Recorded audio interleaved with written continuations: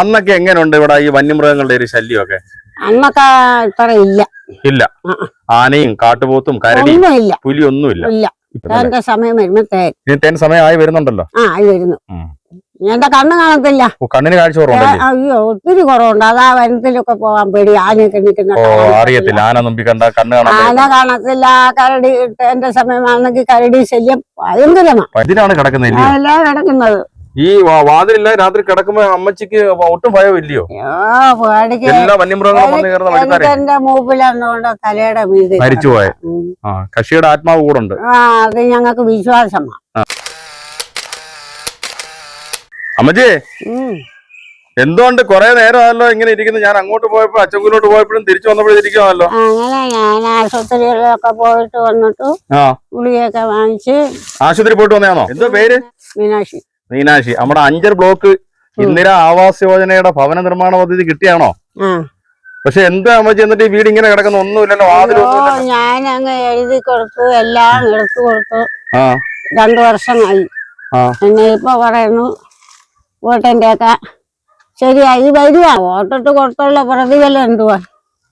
അമ്മക്ക് ഒരു പ്രയോജനമില്ല. ഇല്ല. അമ്മച്ചിക്ക് ഇത്രയും നാളായിട്ട് ഒരു വാതിൽ പോലും ഇട്ട് തരാൻ പറ്റിയില്ല. ഇല്ല. ഇപ്പൊ എങ്ങനെയായി കഴിയുന്നേ ഇവിടെ? ഇങ്ങനെ ഇപ്പൊ നമ്മള് തന്നാതെ കഴിയുന്നേ? ഒറ്റയ്ക്കേ ഉള്ളു ഈ വീട്ടിൽ? കിടപ്പൊക്കെ ഒറ്റയ്ക്കാ. ഇപ്പൊ മോൻ വരുമ്പോ അപ്പുറത്ത് മോന്റെ വീടാണ്. മോന്റെ വീട്. അയാൾക്ക് എന്തുവാ ജോലി? കൂലിപ്പണി. കാട്ടിലെ പണിക്ക് പോവോ? ചെറുക്കന്റെ ഒക്കെ സമയം വന്നാ. അമ്മച്ചി ഇപ്പൊ ഒന്ന് വയ്യ. എത്ര വയസ്സുണ്ട്? എനിക്ക് 76. 76 വയസ്സായിട്ട് ഇവിടെ ഈ ഒരു സ്ഥലത്താണ് താമസിക്കുന്നത്? 76 വർഷം കൊണ്ട് ഇവിടെ താമസിക്കുക. അന്നൊക്കെ എങ്ങനെയുണ്ട് ഇവിടെ ഈ വന്യമൃഗങ്ങളുടെ ഒരു ശല്യമൊക്കെ? അന്നൊക്കെ ഇത്ര ഇല്ല. ആനയും കാട്ടുപോത്തും കരടിയും പുലി ഒന്നുമില്ല. ഇപ്പൊ എന്ത് ഇങ്ങനെ വരാൻ കാരണം? ആർക്കറിയാം. എന്നാലും അമ്മച്ചി ഒരുപാട് കൊച്ചിലെ വിട്ട് ഇവിടെ താമസിക്കുമല്ലേ? ഈ കാലം മാറി വന്നപ്പോഴത്തേക്ക് കാലാവസ്ഥ മാറിയതാണോ ആഹാരമില്ലാത്തതാണോ വന്യമൃഗങ്ങൾ ഇങ്ങനെ നാട്ടിലേക്ക് ഇറങ്ങാൻ കാര്യം? ആർക്കറിയാം. ആയിരിക്കും.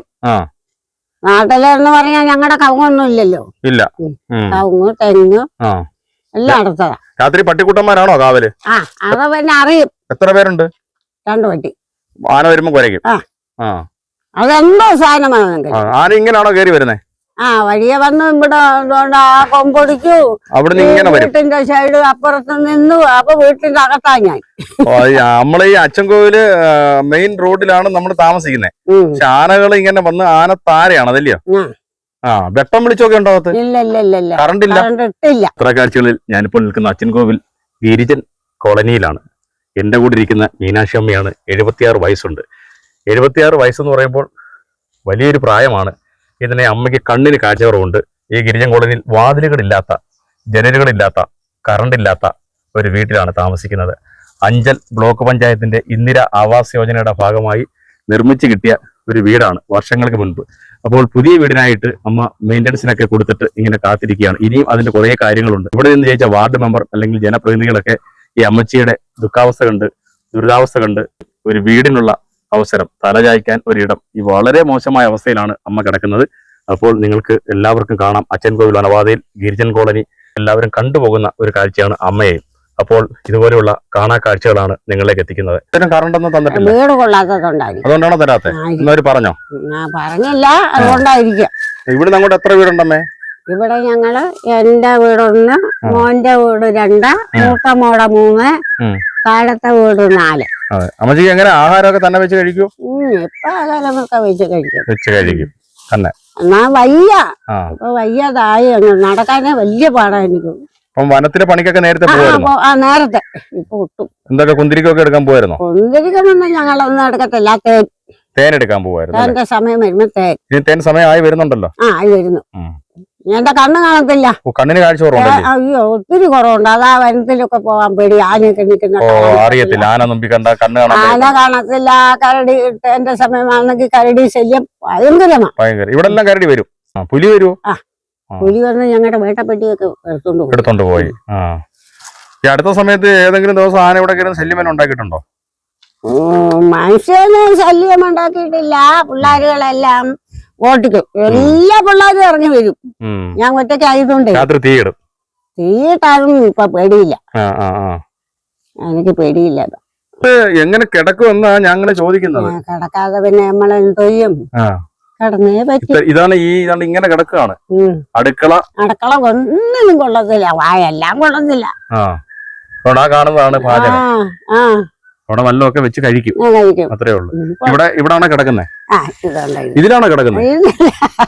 അയ്യോ, ഇതിലാണ് കിടക്കുന്നത്. ഈ വാതിലില്ല രാത്രി കിടക്കുമ്പോ അമ്മച്ചിക്ക് ഒട്ടും ഭയം ഇല്ലയോ? എല്ലാ വന്യമൃഗങ്ങളും വന്ന് കയറുന്ന മൂപ്പിലെന്നുകൊണ്ട് തലയുടെ മരിച്ചുപോയ കക്ഷിയുടെ ആത്മാവ് കൂടെ ഉണ്ട്. അത് ഞങ്ങൾക്ക് വിശ്വാസമാണ്. ചാവുന്നവരെ വിശ്വാസമായി ഞങ്ങൾക്ക് പിള്ളേർക്ക്. ഇതിൽ കിടന്നാണ് ഉറങ്ങുന്നത്. ഉറക്കമുണ്ടോ രാത്രി? അതാ എളുപ്പം ഉറങ്ങത്തില്ല. ഇല്ല. ഈ കാഴ്ചയില്ലാതെ രാത്രി എന്തെങ്കിലും ഒരു പ്രശ്നം വന്നാൽ എന്ത് ചെയ്യും? ആനയൊക്കെ വന്നാൽ ഞാൻ അറിയും, കാണുകയും ചെയ്യും. കാണും. അതുകൊണ്ട് ആ വട്ടം പിന്നെ അങ്ങടിക്കും. അങ്ങനെ എന്തോ ചെയ്യും. മോനും കറണ്ടൊന്നും എടുത്തില്ല. അതും വീട് പൂർത്തിയായില്ല, മോന്റെ വീട്. നമ്മുടെ ഈ ഇടിഞ്ഞു പൊളിഞ്ഞ തകർന്ന വീട്ടില് ഈ അച്ചൻകോവില് വനപാതയില് ഗിരിജൻ കോളനിയിലാണ് താമസിക്കുന്നത്. 75 വയസ്സുണ്ട്. കാഴ്ചക്കുറവുള്ളൊരു വിഷയമുള്ളൂ. അത്രേ ഉള്ളൂ. ഒന്നും ചെയ്യാൻ പറ്റാത്തൊരവസ്ഥ. എന്നാലും പിള്ളേരൊക്കെ തേക്കരി പറക്കാൻ പോയാ തേക്കരിക്കൊക്കെ ചെന്ന് തേക്കരി പറ. അതൊന്നും പറക്കാൻ പറ്റത്തില്ലല്ലോ. അതുകൊണ്ടാ എടുത്ത് വെച്ചേക്കുന്നത്. ആർക്കും കൊടുക്കുന്നില്ല. നമുക്ക് എന്തെങ്കിലുമൊക്കെ കണ്ണിനൊക്കെ വലിയ ഇത് ഇല്ലായിരുന്നെങ്കിൽ എന്തെങ്കിലും ചെറിയ ജോലിയൊക്കെ ചെയ്യാൻ പറ്റില്ല. എല്ലാരും സഹായിക്കും ആരെങ്കിലും ഒക്കെ? ഇല്ല, സഹായിക്കാനില്ല. ഇന്നത്തെ കാലം പിള്ളേർക്കും വലിയ പാടാ.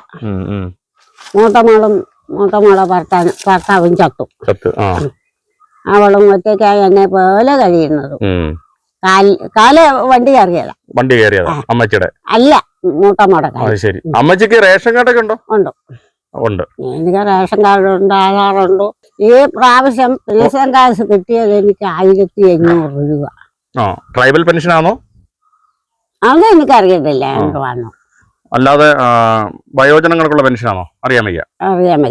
പെൻഷൻ കിട്ടി. 2000 രൂപ കിട്ടേണ്ടത്. 1700 രൂപ കിട്ടിയോ? ഇല്ല, 1500. 2000 രൂപ കിട്ടേണ്ടത് 1500 കിട്ടി.